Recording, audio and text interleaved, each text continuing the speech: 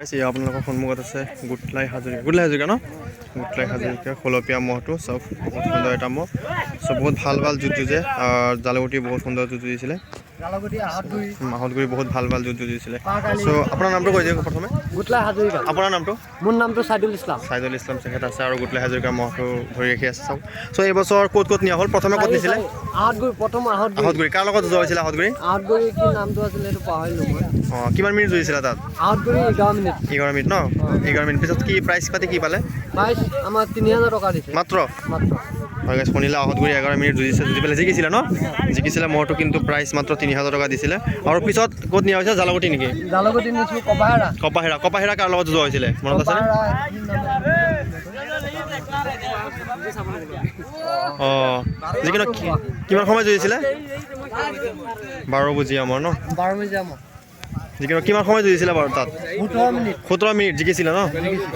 চ' 17 মিনিটমান যুঁজিছিলে 12 বজীয়া চ' তাত কি প্ৰাইজ দিছিলে 40,000 দিছে 40,000 চ' চাই আপোনালোকে এখন যুঁজতে 40,000 টকা পোৱা 17 মিনিট যুঁজি পেলাই জিকিছিলে বাৰু কপাহেৰা মহ চাই লওক আৰু পিছত জালুগুটিত যুঁজিছিলে হেৰি লগত দীপাম দেউৰীৰ লগত তাত কিমান মিনিট 7 মিনিট নে 8 মিনিট তাত কি প্ৰাইজ দিছিলে তাত এটা ফেন দিছে আৰু 3000 টকা মাত্ৰ ন চ' শুনিলে আপোনালোকে এইবছৰ এই মহটো জিকিয়ে আছে চ' সুন্দৰ যুঁজ যুঁজি আছে মহটোৱে ইয়াৰ গুটলাই হাজৰিকা খলপীয়া মহটো চাই লওক আৰু তেখেত আছে মহটোৱে এইবছৰ 40,000 টকা কপাহেৰা মহজত পালে আৰু লগতে আহতগুৰি মহজতো পালে তাত 3,000 টকা নেকি 3,000 টকা পালে আৰু লগতে জালুগুটি মহজত ফেন এখন আৰু 3,000 টকা পালে তোমাৰ নামটো আছিকুল পাগালিতো 3,000 টকা পাইছে ন চাই লওক এয়া গুটলাই হাজৰিকা বহুত সুন্দৰ মহটো চাওক এবাৰ চাৰিওফালৰ পৰা আপোনালোকক দেখাই দিছোঁ চাওক হাজৰিকা চাওক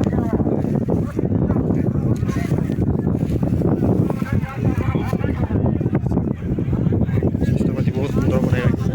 ৰাখিছে এইটো সৰুটো ন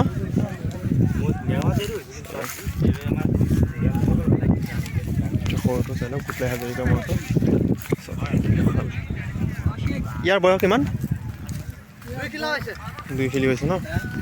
আচ্ছা ডাঙৰটো এইবাৰ দাঁতি উঠিলে ন এইবাৰ দাঁতি উঠিলে বহুত সুন্দৰ যুঁজি আছে চাওক গুটলাই হাজৰিকা আজি জোৰ মিলোৱা নাই ন জোৰ চোৱা হৈছেনে কাৰ লগত অভয় হাজৰিকা নেকি অভয় হাজৰিকা নে এইখিনিত নেকি অঁ তেতিয়াহ'লে অভয় হাজৰিকা হ'ব চাগে চ' জোৰ মিলিলে বুলি কৈ আছে ত' তেখেতে কনফাৰ্ম নাজানে কাৰ লগত মিলাইছে চ' যিকোনো হওক ভাল যুঁজ হ'ব বুলি আশা কৰিলোঁ চ' সকলোৱে আশীৰ্বাদ কৰিব এটা সুন্দৰ যুঁজ যুঁজিব পাৰে চাওক খলপীয়া মহটো